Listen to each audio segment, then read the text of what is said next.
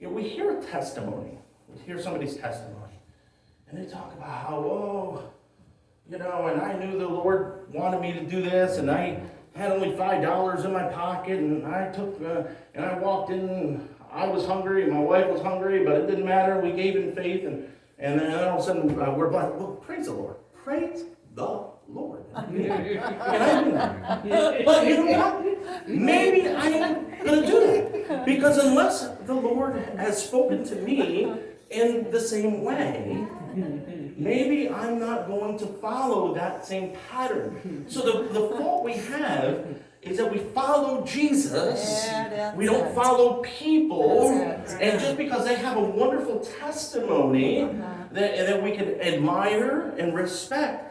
Listen to this. You might want to write this down. It's a good one. Don't walk on the water based on somebody else's word. Remember Peter said, Jesus, if it's you, bid me to come forth. Bid me to come forth. And he says, it's me, come. Peter walked based on that word to come. One step or two steps, I don't know. But imagine if another disciple said, he said, come, I'm going. That was somebody else's word.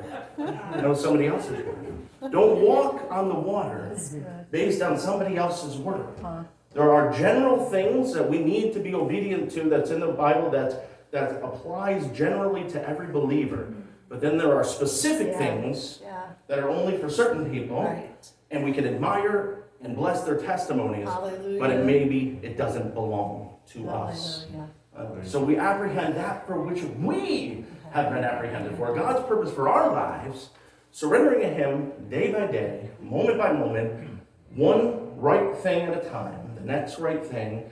We define ourselves based upon how God has defined us, not based upon our past, not based upon what other people are saying about us.